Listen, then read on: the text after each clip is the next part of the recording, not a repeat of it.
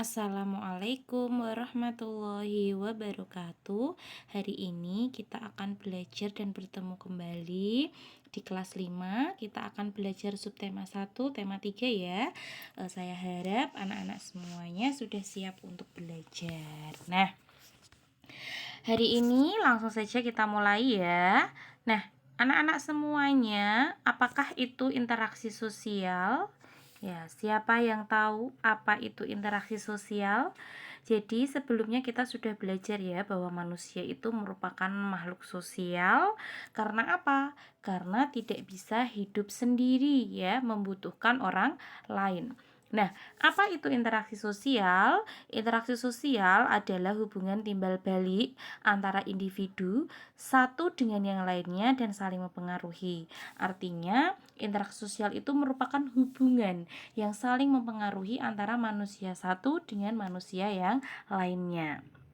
Nah, interaksi sosial itu pada umumnya dibedakan menjadi 3, yaitu yang pertama, interaksi sosial antar individu. Artinya interaksi ini terjalin hanya 2 orang yang berinteraksi.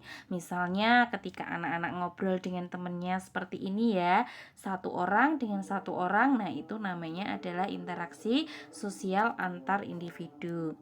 Kemudian interaksi sosial individu dengan kelompok. Contohnya seperti ini ketika ada guru yang sedang mengajar di kelas ya. Jadi yang mendengarkan banyak, yang berbicara gitu, yang menyampaikan materi hanya satu orang, itu adalah interaksi sosial individu dengan kelompok.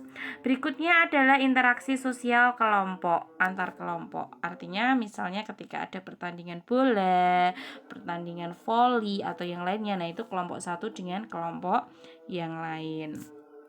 Nah, baik, tujuan dari interaksi sosial yaitu yang pertama pastinya menjalin persahabatan ya. Jadi anak-anak di sekolah bisa berteman, bisa bersahabat baik itu karena adanya interaksi. Selanjutnya memperoleh bantuan orang lain karena kita hidup tidak mungkin tidak membutuhkan bantuan dari orang lain. Selanjutnya tujuannya adalah menyelesaikan masalah dan juga melaksanakan kerjasama bersama orang lain dan juga teman lain. Nah, interaksi sosial itu tidak lepas dari keberagaman yang ada di Indonesia. Berikut ini adalah beberapa keberagaman sosial yang ada di Indonesia ya. Yang pertama yaitu keberagaman wilayah atau lingkungan. Kita tahu ya bahwa Indonesia itu terdiri atas beberapa provinsi ya, dari Sabang sampai Merauke. Keberagaman selanjutnya adalah keberagaman pekerjaan atau profesi ya. Ada yang berproses sebagai guru, sebagai pedagang, sebagai polisi, arsitek, dokter, dan lain-lain. Nah, keberagaman selanjutnya adalah keberagaman jenis kelamin ya. Ada laki-laki dan juga ada perempuan. Keberagaman selanjutnya adalah keberagaman tingkat pendidikan. Maksudnya ada pendidikan dari usia TK sampai SMA bahkan perguruan tinggi. Selanjutnya keberagaman usia ya. Ada anak bayi, anak-anak, orang tua, dewasa dan sebagainya. Nah, selain keberagaman sosial, ada keberagaman budaya yang perlu kita pelajari ya anak-anak. Yang pertama yaitu keberagaman agama atau kepercayaan ya, seperti yang kita ketahui di Indonesia ada agama Islam, Kristen, Hindu, Buddha, Konghucu, Katolik ya itu. Nah, selanjutnya adalah keberagaman suku bangsa ya. Suku bangsa di Indonesia ada banyak, ada suku Jawa, suku Batak, Nias dan lain-lain.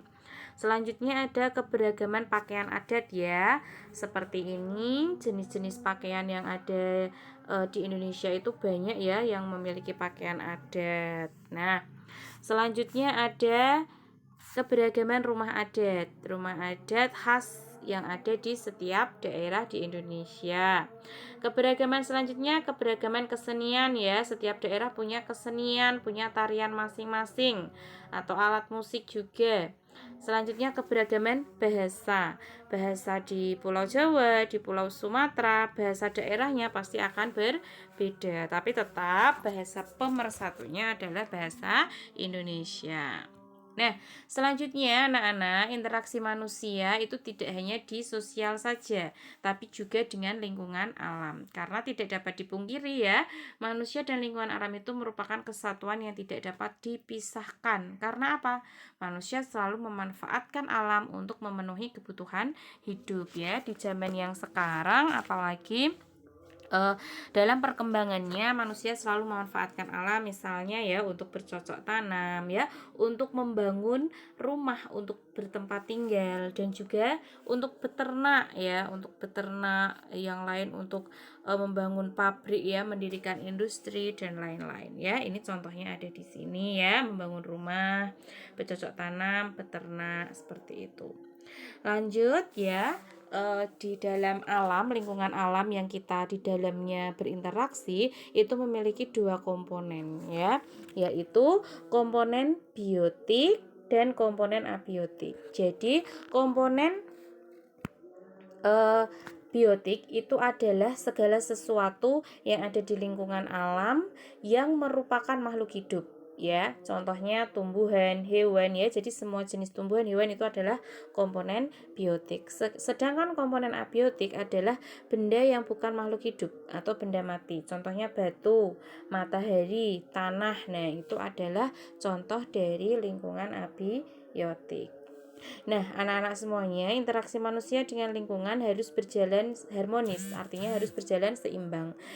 Artinya, ketika kita memanfaatkan alam dalam proses kehidupan kita, manusia juga harus menjaga agar alam dapat memberikan manfaat lebih banyak ya, agar alam tidak rusak ya, dapat kita manfaatkan untuk memenuhi kebutuhan.